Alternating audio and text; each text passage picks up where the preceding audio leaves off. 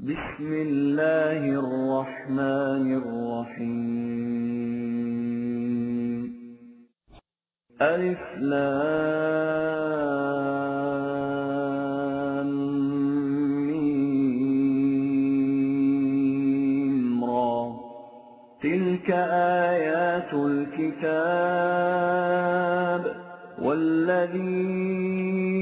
أنزل إليك من ربك الحق ولكن أكثر الناس لا يؤمنون۔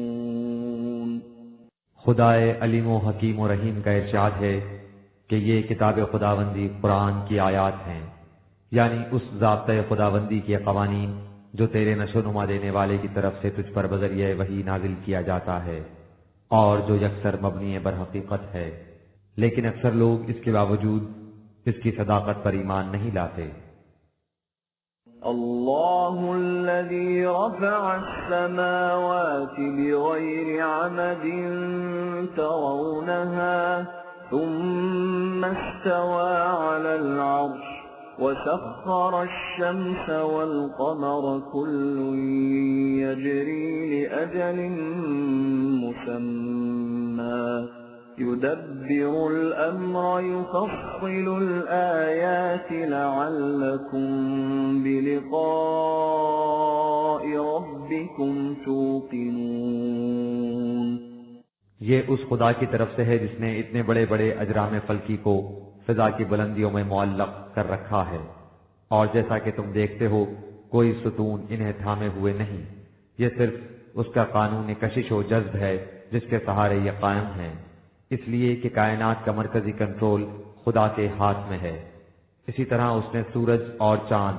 سب کو اپنے قانون کی زنجیروں میں جکڑ رکھا ہے، ان میں سے ہر ایک ایک مدت معینہ کے لیے اپنے اپنے راستے پر چلا جا رہا ہے۔ جس خدا کا ہماگیر قانون خارجی کائنات میں یوں تدبیر امور کرتا ہے، وہی خدا اپنے اس قانون کو جس کے مطابق انسان کو زندگی بسر کرنی چاہیے کھول کھول کر بیان کرتا ہے، تاکہ تمہیں اس حقیقت کا یقین ہو جائے کہ تمہیں بھی اسی کے قانون کا سامنا کرنا ہے، تم اس سے بچ کر کہیں نہیں جا سکتے۔ وَهُوَ الَّذِي مَدَّ الْأَرْضَ وَجَعَلَ فِيهَا رَوَاسِيَ وَأَنْهَارًا وَمِن كُلِّ الثَّمَرَاتِ جَعَلَ فِيهَا زَوْجَيْنِ اثْنَيْنِ يُغْشِي اللَّيْلَ النَّهَارَ إِنَّ فِي ذَلِكَ لَآيَاتٍ لِقَوْمٍ يَتَفَكَّرُونَ۔ تم غور کرو کہ اس کا قانون ربوبیت کائنات میں کس طرح کار فرما ہے۔ اس نے زمین کے گول ہونے کے باوجود اس کی سطح کو اس طرح پھیلا دیا ہے کہ تم اس پر آسانی سے رہ سکو، اور اس میں پہاڑ بنا دیے اور ان سے دریاؤں کا سلسلہ جاری کر دیا، اور اس میں ہر ایک پھل کے جوڑے دو دو قسم کے پیدا کر دیے، اور زمین کی گردش کا ایسا قاعدہ مقرر کر دیا کہ اس سے رات کی تاریکی دن کی روشنی کو ڈھانپ لیتی ہے۔ ان تمام امور میں ان لوگوں کے لیے جو غور و فکر سے کام لیتے ہیں ہمارے قانون کی ہماگیری کی کتنی بڑی نشانیاں ہیں۔ وَفِي الْأَرْضِ قِطَعٌ مُتَجَاوِرَاتٌ وَجَنَّاتٌ مِّنْ أَعْنَابٍ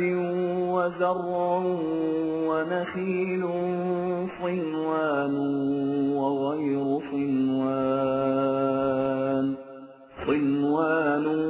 وَغَيْرُ صِنْوَانٍ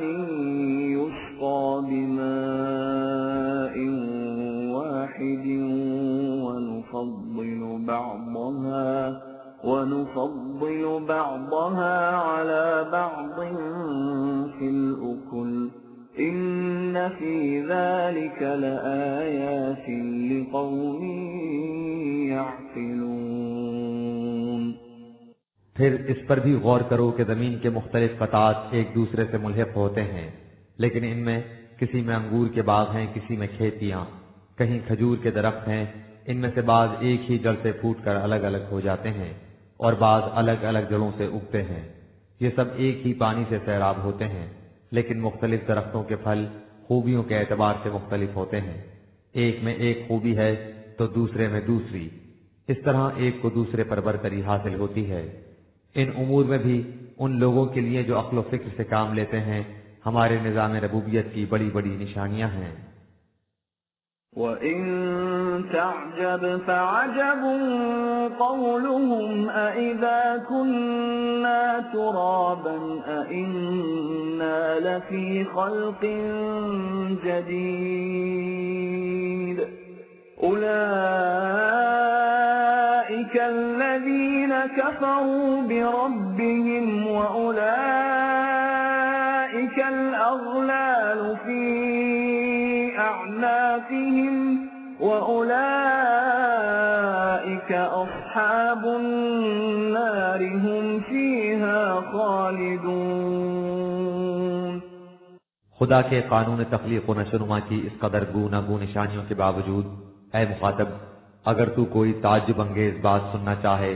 تو وہ ان لوگوں کا یہ کہنا ہے کہ جب ہم گل سڑ کر مٹی ہو جائیں گے تو کیا اس کے بعد ہم ایک نئے انداز سے پھر پیدا ہوں گے؟ حقیقت یہ ہے کہ یہ لوگ جو سمجھتے ہیں کہ انسان کی زندگی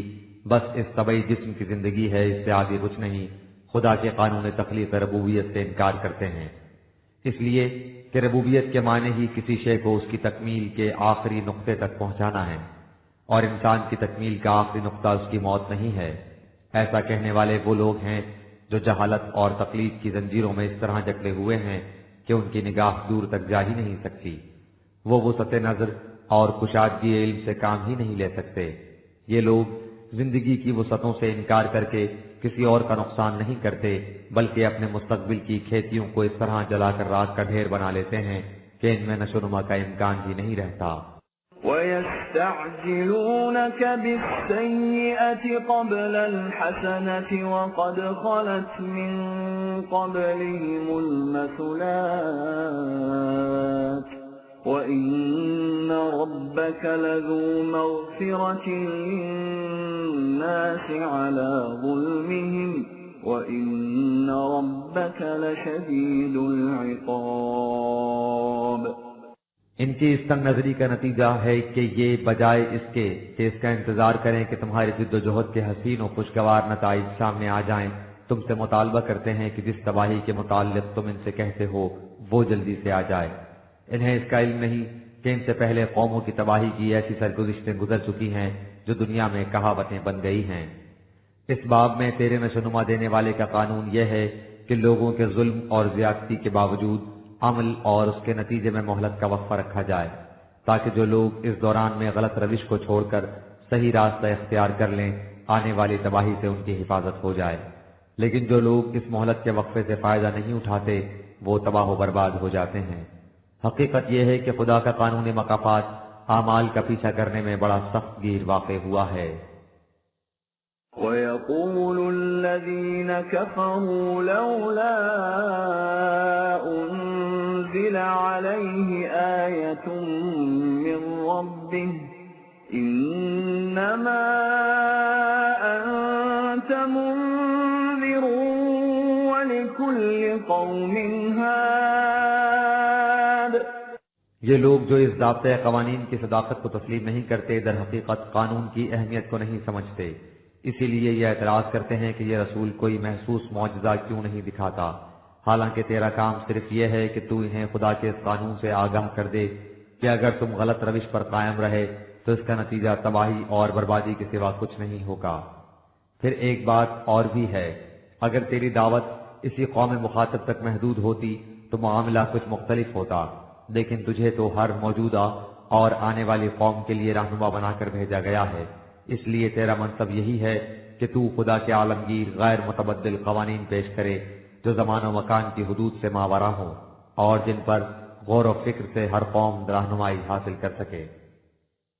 اللہ یعلم ما تحمل كل انثى وما تغیض الارحام وما تزداد وكل شيء عنده بمقدار۔ یہ جو اوپر کہا گیا ہے کہ عمل اور اس کے نتیجے میں ایک وقفہ ہوتا ہے تو اس کی بیان مثال ان کے سامنے ہے کہ کس طرح حمل قرار پانے سے بچہ پیدا ہونے تک کا عرصہ ناگزیر ہوتا ہے۔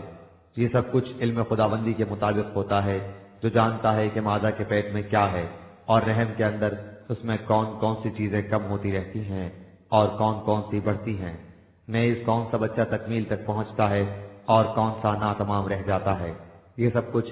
ان اندازوں کے مطابق ہوتا ہے جو خدا نے مقرر کر رکھے ہیں۔ عالم الغیب والشہادة الکبیر المتعال، اس خدا کے اندازوں کے مطابق جو جانتا ہے کہ کسی شے کی موجودہ حالت کیا ہے اور مستقبل میں وہ کن مراحل سے گزرنے والی ہے، اس کے کون کون سے جوہر مشہود ہو چکے ہیں اور کون کون سے ہنوز پوشیدہ ہیں، اس کا قانون بڑی قوتوں کا مالک اور بلند ترین مقام پر متمکن ہے، ایسے بلند ترین مقام پر کہ اس تک کسی کا ہاتھ ہی نہیں پہنچ سکتا جو اس میں کسی قسم کا تغیر و تبدل کر سکے، وہ ہر ایک کی دسترس سے باہر ہے۔ سواء منكم من أسر القول ومن جهر به ومن هو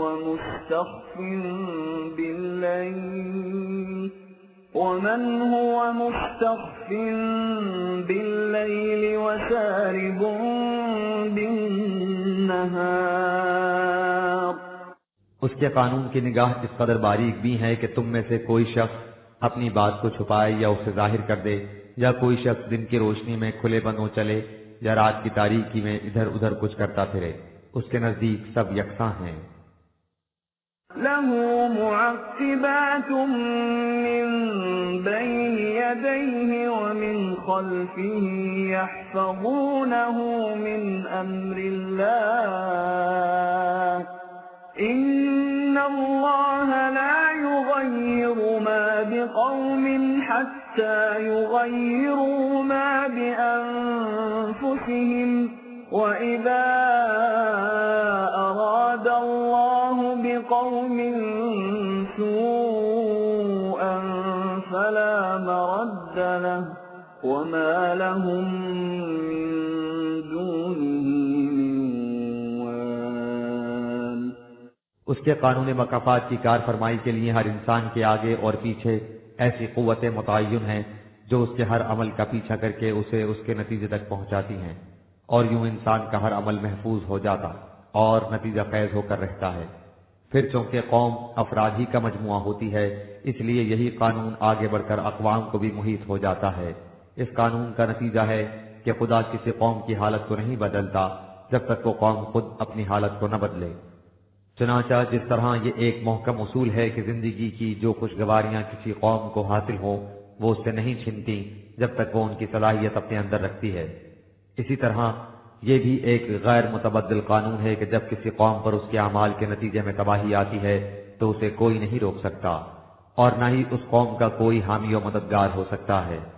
ہاں اگر وہ پھر قانون خداوندی کی طرف رجوع کرے تو وہ اس کی مدد کر سکتا ہے۔ هو الذي يريكم البرق خوفا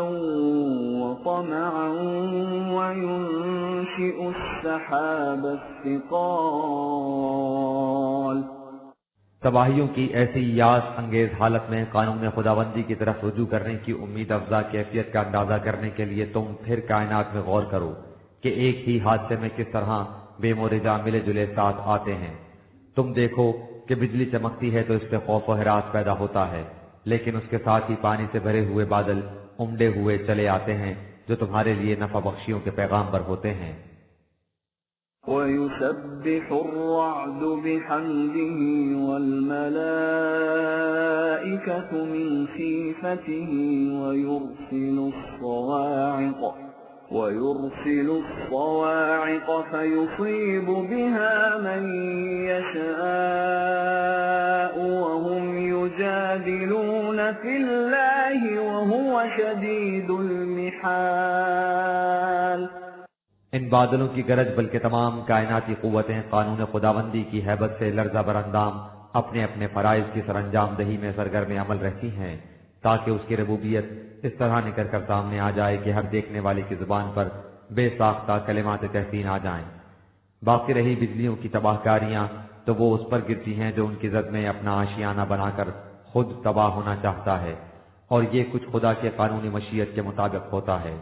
یہ لوگ اس قدر زندہ شہادتوں کے باوجود قانون خداوندی کے بارے میں تجھ سے جھگڑا کرتے رہتے ہیں اور نہیں سمجھتے کہ خدا کا جو قانون کائنات میں یہ کچھ کر رہا ہے وہ انسانی دنیا میں بھی کسی قدر سختی سے مواخذہ کرنے والا ہے۔ له دعوة الحق والذين يدعون من دونه لا يستجيبون لهم بشيء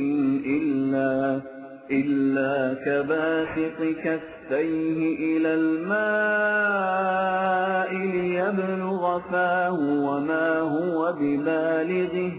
وما دعاء الكافرين إلا في ضلال۔ اس لیے جو قوم یہ چاہتی ہے کہ اس کی کوششیں ٹھوس تعمیری نتائج پیدا کریں اسے اس کے قوانین کا اتباع کرنا چاہیے، اس لیے کہ ٹھوس تعمیری نتائج پیدا کرنے والی ہر مانگ اسی کے قوانین سے وابستہ ہے۔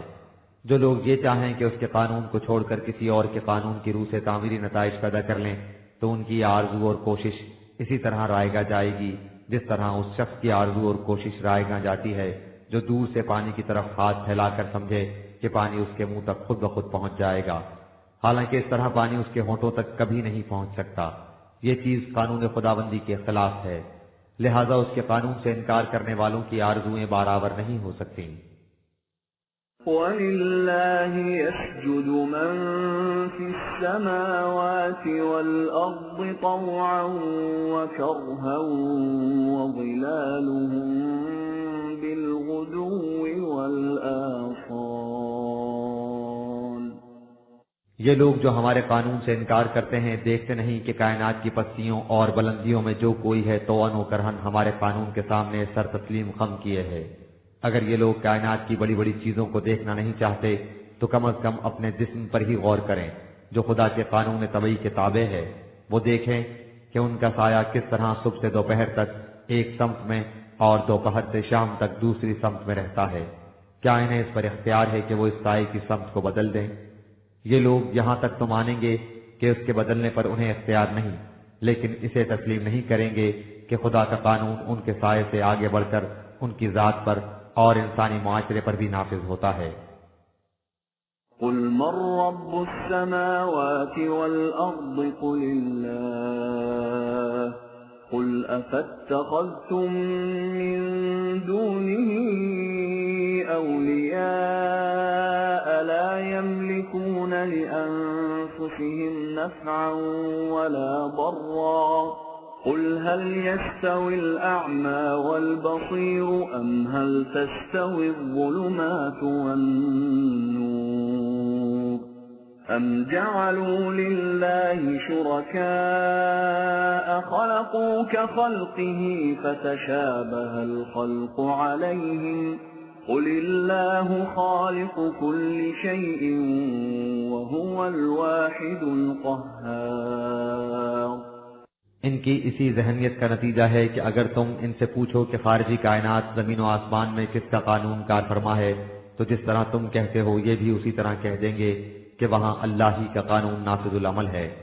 ان سے کہو کہ پھر تم اپنی داخلی دنیا میں اس کے قانون کو چھوڑ کر دوسری قوتوں کو کیوں کارساز بناتے ہو جن کی بے بسی کا یہ عالم ہے کہ وہ دوسروں کے لیے تو ایک طرف خود اپنی ذات کے لیے بھی نفع اور نقصان کی قدرت نہیں رکھتی۔ تم جب خدا کو الہ السما مانتے ہو تو اسے الہ الارض کیوں نہیں مانتے؟ ان دلائل کے بعد ان سے پوچھو کہ کیا اندھا اور دیکھنے والا دونوں برابر ہو سکتے ہیں، یا کیا یہ ہو سکتا ہے کہ اندھیرا اور اجالا یکساں ہو جائے؟ یا ان سے پوچھو کہ انہوں نے جن ہستیوں کو خدا کی کارسازی میں شریک ٹھہرا رکھا ہے کیا انہوں نے بھی خدا کی مخلوق کی طرح کوئی مخلوق پیدا کی ہے، اور ان دونوں کی مخلوق ایک دوسرے سے ملتی جلتی ہے جس سے یہ اس نتیجے پر پہنچ گئے ہیں کہ خدا یگانہ نہیں، اس جیسے اور بھی ہیں۔ ان سے کہو کہ ان کا یہ خیال باطل ہے، ہر شے کا خالق صرف خدا ہے، وہ بے مثل اور یگانہ ہے اور تمام قوتوں کا واحد مالک اور سب پر غالب۔ أنزل من السماء ماء فسالت أودية بقدرها فاحتمل السيل زبدا رابيا ومما يوقدون عليه في النار ابتغاء حِلْيَةٍ أَوْ مَتَاعٍ زَبَدٌ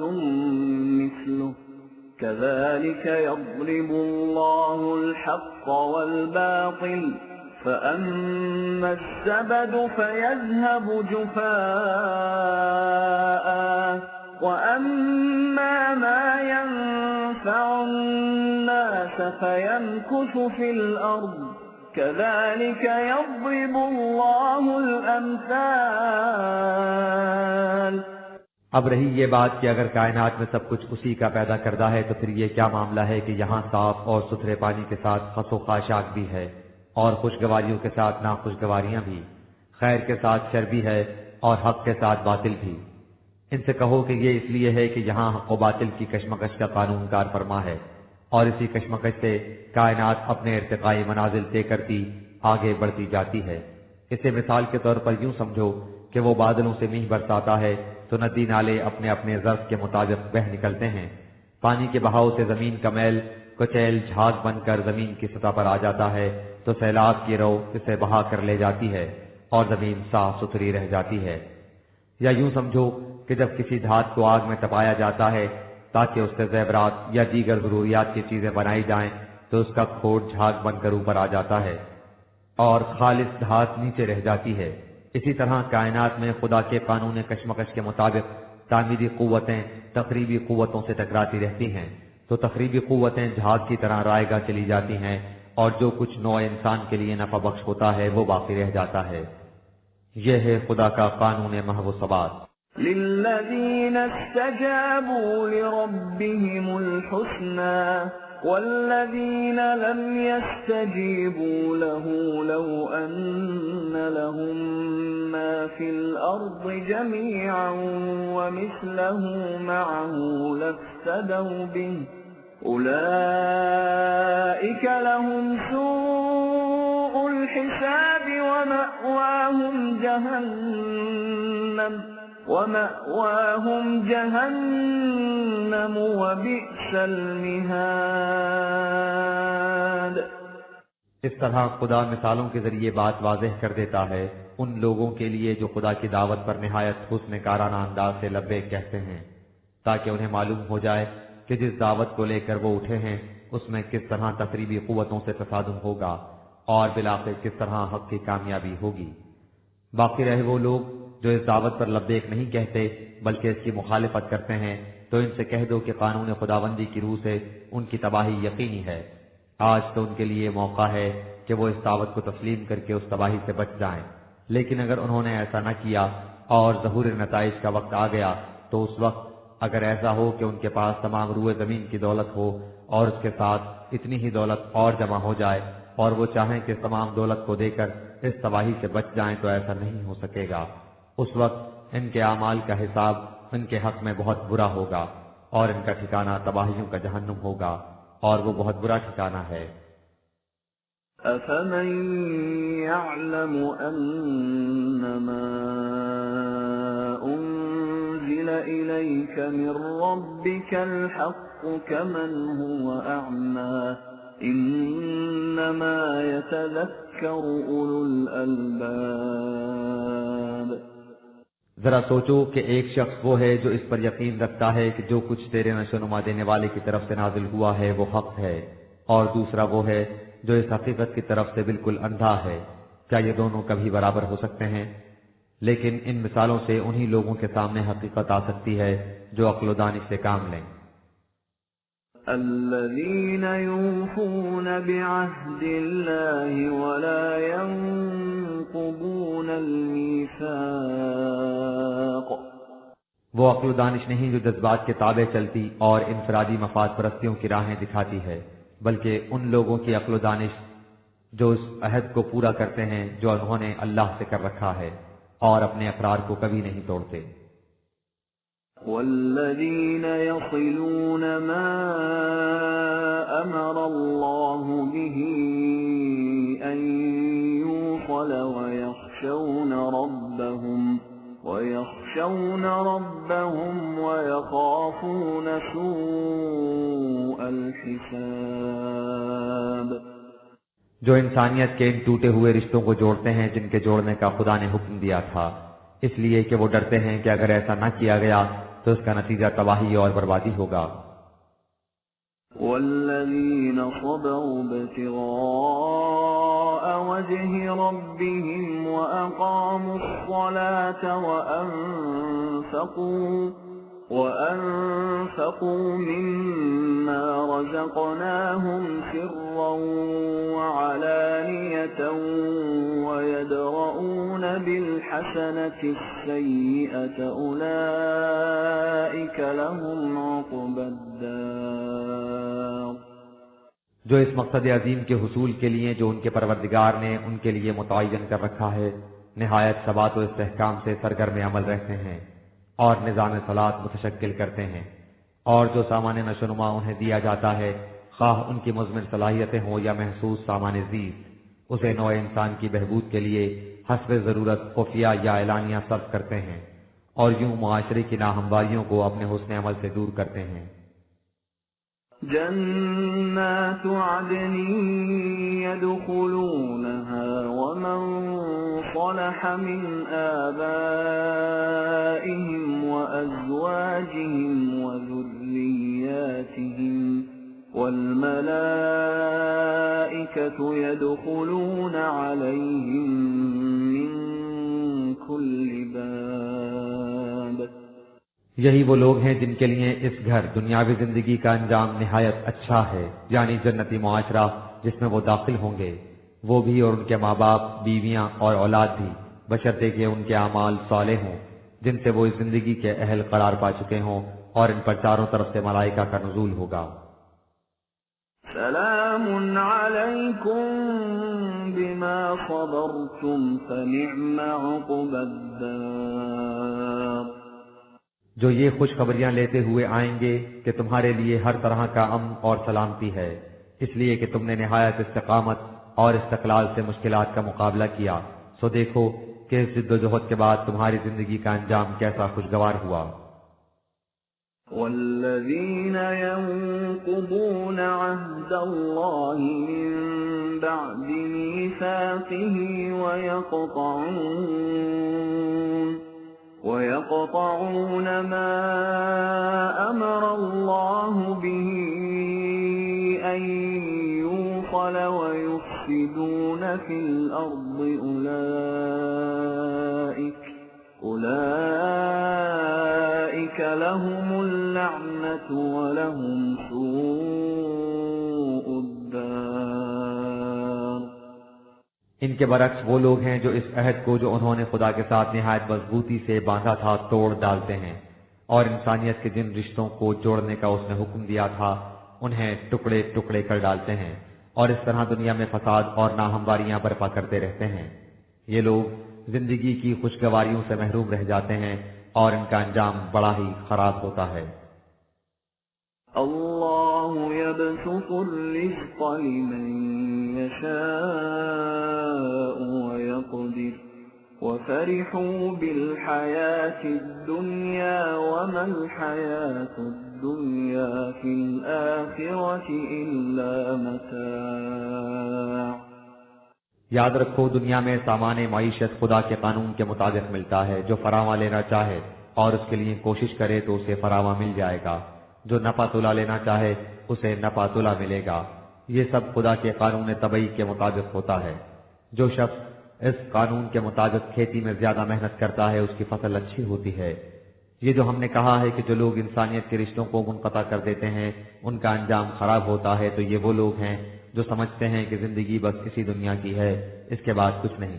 لہٰذا وہ اسی دنیا کے مفاد کو اپنا نصب العین قرار دے لیتے ہیں اور اس میں مگن رہتے ہیں، اور نہیں سمجھتے کہ اگر انسان کا مستقبل اخروی زندگی تاریک رہے تو اس زندگی کی خوشحالی کچھ حیثیت نہیں رکھتی۔ وَيَقُولُ الَّذِينَ كَفَرُوا لَوْلَا أُنزِلَ عَلَيْهِ آيَةٌ مِّن رَّبِّهِ قُلْ إِنَّ اللَّهَ يُضِلُّ مَن يَشَاءُ وَيَهْدِي إِلَيْهِ مَنْ أَنَابَ۔ اب پھر اسی اعتراض کی طرف آؤ جس کا پہلے ذکر ہو چکا ہے، یعنی یہ لوگ جو اس ضابطۂ خداوندی کی صداقت پر ایمان نہیں رکھتے، کہتے ہیں کہ اس رسول کو اس کے نشوونما دینے والے کی طرف سے کوئی محسوس نشان معجزہ کیوں نہ ملا۔ ان سے کہہ دو کہ خدا کا قانون یہ ہے کہ غلط اور صحیح راستے پر چلنا انسان کے اختیار اور ارادے پر چھوڑ دیا گیا ہے، لہذا جو شخص غلط راستے پر چلنا چاہے گا قانون خداوندی اسے غلط راستے پر چلنے دے گا، اسے اس راستے سے موڑ کر زبردستی صحیح راستے کی طرف نہیں لائے گا، اور جو شخص صحیح راستے کی طرف رجوع کرے گا اسے خدا کا قانون صحیح راستے پر چلنے دے گا۔ یہی وجہ ہے کہ خدا کی طرف دعوت علی وجہ البصیرت پیش کی جاتی ہے تاکہ ہر شخص اپنے دل کے پورے اطمینان سے اسے تسلیم کرے، اس پر کسی قسم کی زبردستی نہ ہو، نہ جسمانی اکراہ نہ ذہنی۔ الذين آمنوا وتطمئن قلوبهم بذكر الله ألا بذكر الله تطمئن القلوب۔ یہی وہ خدا کا قانون ہے جس سے ذہنی اور قلبی اطمینان حاصل ہو سکتا ہے، اور اس قسم کے اطمینان کے بغیر ایمان کا سوال ہی پیدا نہیں ہوتا۔ ایمان انہی کا ہے جو اس طرح بطیب خاطر قلب و دماغ کے پورے اطمینان کے بعد حقیقت کو تسلیم کریں۔ پھر سن لو کہ صحیح اطمینان قلب خدا کے اس قانون کی روح سے حاصل ہو سکتا ہے جس کا ذکر اوپر کیا گیا ہے، یعنی انسان کے اختیار اور ارادے پر کسی قسم کا دباؤ نہ ہو اور وہ بطیب خاطر اعتراف حقیقت کر لے۔ الذين آمنوا وعملوا الصالحات طوبى لهم وحسن مآب۔ جو لوگ اس طرح ایمان لائیں اور اس کے بعد خدا کے متعین کردہ پروگرام کے مطابق ایسے کام کریں جن سے ان کی ذات کی صلاحیتیں بیدار ہوں اور انسانیت کے بگڑے ہوئے کام سنور جائیں، ان کے لیے ہر قسم کی خوشگواریاں ہیں اور نہایت حسین و متوازن مقام زیست۔ كذلك أرسلناك في أمة قد خلت من قبلها أمم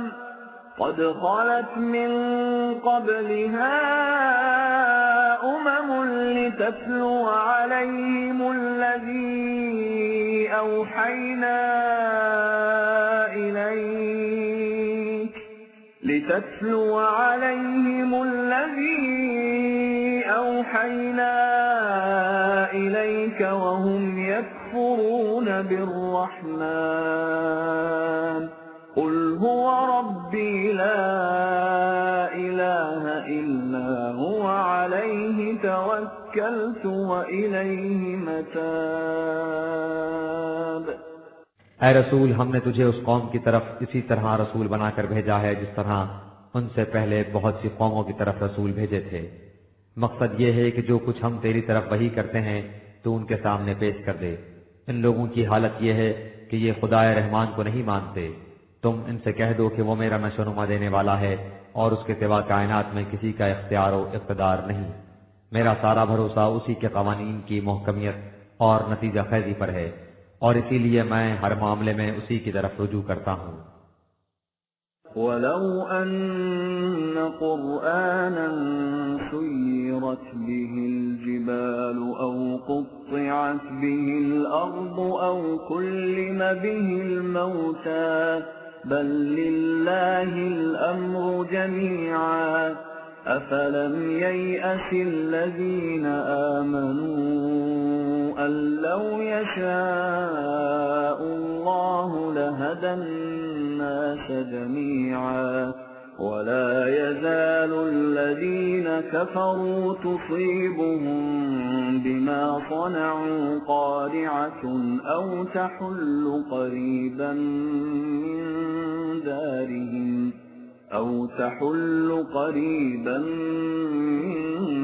دَارِهِمْ حَتَّى يَأْتِيَ وَعْدُ اللَّهِ إِنَّ اللَّهَ لَا يُخْلِفُ الْمِيعَادَ۔ ان لوگوں کی طرف سے جو محسوس معجزات کا مطالبہ ہوتا ہے تو اس سے خود تمہاری جماعت کے بعض افراد کے دل میں یہ خیال پیدا ہو جاتا ہے کہ اگر ان کا مطالبہ پورا کر دیا جائے تو یہ سب ایمان لے آئیں اور یہ بہت اچھا ہو۔ ان سے کہہ دو کہ اگر کوئی ایسا قرآن بھی ہوتا جس سے پہاڑ چلنے لگ جاتے اور زمین کی دور دراز مسافتیں آنکھ جھپکنے میں طے ہو جاتی، حتیٰ کہ اس سے مردے بھی بولنے لگ جاتے تو یہ لوگ پھر بھی ایمان نہ لاتے۔ یہی وجہ ہے کہ خدا نے تمام امور کو اپنے قوانین کے تابع کر رکھا ہے، اور اس باب میں قانون یہ ہے کہ جو ہدایت حاصل کرنا چاہے وہ عقل و فکر سے کام لے۔ کیا اب بھی تمہاری جماعت کے لوگ مومنین اس بات کو نہیں سمجھے کہ اگر لوگوں کو زبردستی مومن بنانا مقصود ہوتا تو خدا کے لیے یہ کچھ بھی مشکل نہ تھا کہ وہ لوگوں کو پیدا ہی اس طرح کرتا کہ سب صحیح راستے پر چلتے، لیکن اس نے عمدن ایسا نہیں کیا۔ اس نے اس بات کو انسان کے اختیار و ارادہ پر چھوڑا ہے، لہذا جو لوگ اس دعوت سے انکار کر رہے ہیں وہ سرکشی کی راہ اختیار کیے رہیں گے اور اس کی مخالفت میں میدان جنگ تک میں اتر آئیں گے، جس کا نتیجہ یہ ہوگا کہ ان پر ان کی کرتوتوں کی وجہ سے آفتیں آتی رہیں گی، اور یہ سلسلہ یہاں تک بڑھے گا کہ جنگ کی مصیبت خود ان کے گھر مکے کے قریب نازل ہو جائے گی۔ یہ سلسلہ یوں ہی جاری رہے گا تاکہ یہ کشمکش فیصلہ کن مرحلے تک پہنچ جائے گی اور انہیں آخری شکست ہو جائے گی۔ ایسا ہو کر رہے گا کیونکہ خدا کا قانون اپنی نتیجہ خیزی میں اٹل ہے، اس کے وعدے پورے ہو کر رہتے ہیں۔ وَلَقَدِ اسْتُهْزِئَ بِرُسُلٍ مِّن قَبْلِكَ فَأَمْلَيْتُ لِلَّذِينَ كَفَرُوا ثُمَّ أَخَذْتُهُمْ فَكَيْفَ كَانَ عِقَابِ۔ یہ سب کچھ آہستہ آہستہ ہوگا، اور اس دوران میں یہ لوگ تمہاری باتوں کا مذاق اڑاتے رہیں گے، لیکن تم اس سے دل برداشتہ نہ ہونا۔ اس قسم کا استہزاء تم سے پہلے رسولوں کے ساتھ بھی ہوتا رہا ہے، ان لوگوں کو بھی ہمارے قانون مکافات کے مطابق مہلت کا وقت ملتا رہا، لیکن جب وہ اس پر بھی اپنی غلط روش سے باز نہ آئے تو ان کی گرفت ہوئی۔ اس وقت انہیں معلوم ہوا کہ ان کے اعمال کے نتائج کس طرح ان کا پیچھا کر رہے تھے اور ہماری عقوبت کیسی سخت ہوتی ہے۔ أَفَمَنْ هُوَ قَائِمٌ عَلَى كُلِّ نَفْسٍ بِمَا كَسَبَتْ وَجَعَلُوا لِلَّهِ شُرَكَاءَ قُلْ سَمُّوهُمْ أَمْ تُنَبِّئُونَهُ بِمَا لَا يَعْلَمُ فِي الْأَرْضِ أَمْ بِظَاهِرٍ مِّنَ الْقَوْلِ بَلْ زُيِّنَ لِلَّذِينَ كَفَرُوا مَكْرُهُمْ وَصُدُّوا عَنِ السَّبِيلِ وَمَن يُضْلِلِ اللَّهُ فَمَا لَهُ مِنْ هَادٍ۔ ان سے کہو کہ ذرا اس پر غور کرو کہ جس خدا سے قانون مکافات کی ہماگیری اور جزرتی کا یہ عالم ہے کہ وہ ہر فرد کے اعمال پر اس طرح نگاہ رکھتا ہے، کیا وہ اپنی مدد کے لیے ان کا محتاج ہو سکتا ہے جنہیں یہ لوگ اس کا شریک ٹھہراتے ہیں؟ ان سے کہو کہ خدا کے علم کی وسعتوں کے متعلق تو تمہیں بتا دیا گیا ہے، اب تم جن ہستیوں کو اس کا شریک قرار دیتے ہو ذرا ان کے علم کی تفصیلات بھی بیان کرو تاکہ پتہ چلے کہ روئے زمین پر کون سی بات ایسی ہے جو خدا کے احاطہ علم سے باہر رہ گئی ہے، اور اس کی خبر تم ان شرکا کے ذریعے خدا کو دینا چاہتے ہو، ان شرکا کے ذریعے جو کچھ بھی نہیں جانتے۔ یا کیا یہ بات ہے کہ تم نے ان امور کی گہرائیوں میں اتر کر کبھی غور نہیں کیا، محض سطحی طور پر جو سنتے آئے وہی دہرا دیا؟ حقیقت یہ ہے کہ ان لوگوں کے پاس ان کے دعوے کی صداقت کی دلیل کوئی نہیں، یہ محض جذبات سے کام لیتے ہیں جن کی وجہ سے انہیں اپنی تدابیر بڑی خوش آئند دکھائی دیتی ہیں، اور اسی سے یہ صحیح راستے کی طرف آنے سے رک گئے ہیں۔ خدا کا قانون یہ ہے کہ جو لوگ عقل و فکر سے کام نہ لیں اور اپنے جذبات کی رو میں بہے جائیں وہ کبھی صحیح راستے کی طرف نہیں آ سکتے، سو جو لوگ اس طرح غلط راستہ اختیار کر لیں انہیں کون صحیح راستہ دکھا سکتا ہے؟ لَهُمْ عَذَابٌ فِي الْحَيَاةِ الدُّنْيَا وَلَعَذَابُ الْآخِرَةِ أَشَقُّ وَمَا لَهُم مِّنَ اللَّهِ مِن وَاقٍ۔ ان کی غلط روش کا نتیجہ یہ ہوگا کہ ان پر اس دنیا کی زندگی میں بھی تباہی آئے گی اور آخرت کی تباہی اس سے بھی زیادہ جگر پاش ہوگی، انہیں خدا کے قانون مکافات کی گرفت سے بچانے والا کوئی نہیں ہوگا۔ مثل الجنة التي وعد المتقون تجري من تحتها الأنهار أكلها دائم وظلها تلك عقبى الذين اتقوا وعقبى الكافرين النار۔ ان کے برعکس صحیح راستے پر چلنے والوں کے لیے جنت کی زندگی ہوگی۔ اس جنت کی مثال یوں سمجھو کہ ایک باغ ہے جس میں پانی کی ندیاں جاری ہیں، اس کی وجہ سے وہ ہمیشہ سرسبز و شاداب رہتا ہے، اس کے پھل وقتی نہیں دائمی ہیں اور اس کی آسائشیں پائیدار۔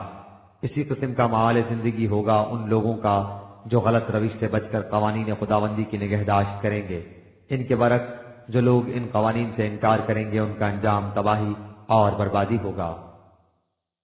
والذين آتيناهم الكتاب يفرحون بما أنزل إليك ومن الأحزاب من ينكر بعضه قل إنما أمرت أن أعبد الله ولا أشرك به إليه أدعو وإليه مآب۔ جن لوگوں کو ہم نے اس قسم کا ضابطہ ہدایت دیا ہے جس پر عمل پیرا ہونے کے نتائج ایسے خوشگوار ہیں، وہ ہر اس بات پر جو تیری طرف نازل کی جاتی ہے جشن مسرت مناتے ہیں۔ باقی رہیں دوسری جماعتیں، سو ان میں ایسے لوگ بھی ہیں جن پر اس کے بعد احکام بہت ناگوار گزرتے ہیں۔ ان سے کہہ دو کہ تمہیں خوش آئے یا ناگوار گزرے، مجھے تو اسی کا حکم دیا گیا ہے کہ میں صرف اللہ کی اطاعت اور محکومیت اختیار کروں اور اس کے ساتھ کسی اور کو شریک نہ کروں۔ اسی مسلک کی طرف میں تمہیں دعوت دیتا ہوں اور اسی کی طرف خود بھی رجوع کرتا ہوں۔ وَكَذَلِكَ أَنزَلْنَاهُ حُكْمًا عَرَبِيًّا وَلَئِنِ اتَّبَعْتَ أَهْوَاءَهُمْ بَعْدَمَا جَاءَكَ مِنَ الْعِلْمِ مَا لَكَ مِنَ اللَّهِ مِنْ وَلِيٍّ وَلَا وَاقٍ۔ اور اسی مقصد کے لیے ہم نے اس ضابطۂ قوانین کو نہایت واضح طور پر نازل کیا ہے۔ اے مخاطب، اگر تو اس علم و حقیقت کے پا لینے کے بعد بھی ان راہ گم کردہ لوگوں کے خیالات کا اتباع کرے تو یہ سمجھ لے کہ قانون خداوندی کے مقابلے میں نہ تو تیرا کوئی دوست اور کارساز ہو سکتا ہے اور نہ ہی اس کی گرفت سے تجھے کوئی بچا سکتا ہے۔ وَلَقَدْ أَرْسَلْنَا رُسُلًا مِّن قَبْلِكَ وَجَعَلْنَا لَهُمْ أَزْوَاجًا وَذُرِّيَّةً وَمَا كَانَ لِرَسُولٍ أَن يَأْتِيَ بِآيَةٍ إِلَّا بِإِذْنِ اللَّهِ لِكُلِّ أَجَلٍ كِتَابٌ۔ باقی رہا ان کا یہ اعتراض کہ انہی جیسا ایک انسان کس طرح رسول بنا دیا گیا، تو ان سے کہہ دو کہ ہم نے تم سے پہلے بھی بہت سے رسول بھیجے تھے، وہ بھی تمہاری طرح انسان ہی تھے اور ان کے بیوی بچے بھی تھے۔ اس کے بعد ان کے اس تقاضے کی طرف آؤ کہ جس تباہی کا تم بار بار ذکر کرتے ہو وہ آتی کیوں نہیں، تو ان سے کہہ دو کہ یہ بات کسی رسول کے اختیار میں نہیں ہوتی کہ وہ اس قسم کی کھلی نشانی کو جب جی چاہے اپنی مرضی کے مطابق لے آئے۔ یہ چیزیں اللہ کے قانون کے مطابق اپنے وقت پر ظہور میں آتی ہیں۔ اس کا قانون یہ ہے کہ ہر عمل اور اس کے نتیجے کے ظہور میں ایک وقفہ ہوتا ہے۔ اس وقفے کو میعاد یا اجل کہتے ہیں۔ یہ اجل ایک قانون کے مطابق متعین ہوتی ہے، یعنی اس بات کے لیے قانون مقرر ہے کہ ایک عمل اپنے نتیجہ خیز ہونے میں کتنا وقت لیتا ہے۔ اسی طرح قوموں کی بھی اجل ہے۔ يَمْحُو اللَّهُ مَا يَشَاءُ وَيُثْبِتُ وَعِندَهُ أُمُّ الْكِتَابِ۔ جو قوم نظریہ زندگی یا نظام حیات اس قابل نہیں ہوتا کہ باقی رہے وہ خدا کے قانون کے مطابق مٹا دیا جاتا ہے، اور جو اپنے آپ کو قانون خداوندی کے مطابق محکم اور استوار ثابت کر دیتا ہے اسے باقی رکھا جاتا ہے۔ یہ سب کچھ ان اصولی قوانین کے مطابق ہوتا ہے جو تخلیق کائنات کے ساتھ اللہ نے مقرر کیے تھے اور جن کے مطابق اس کا نظم و نسق چل رہا ہے۔ وَإِمَّا نُرِيَنَّكَ بَعْضَ الَّذِي نَعِدُهُمْ أَوْ نَتَوَفَّيَنَّكَ فَإِنَّمَا عَلَيْكَ الْبَلَاغُ وَعَلَيْنَا الْحِسَابُ۔ جن باتوں کا ان سے وعدہ کیا جاتا ہے وہ تو بہرحال ہو کر رہیں گی۔ ہو سکتا ہے کہ کہ ان میں سے بعض باتیں تیرے سامنے وقوع پذیر ہو جائیں، اور یہ بھی ہو سکتا ہے کہ تو اس سے پہلے ہی وفات پا جائے،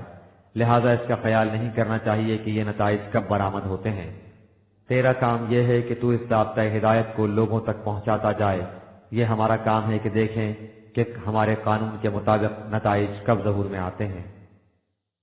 أَوَلَمْ يَرَوْا أَنَّا نَأْتِي الْأَرْضَ نَنقُصُهَا مِنْ أَطْرَافِهَا وَاللَّهُ يَحْكُمُ لَا مُعَقِّبَ لِحُكْمِهِ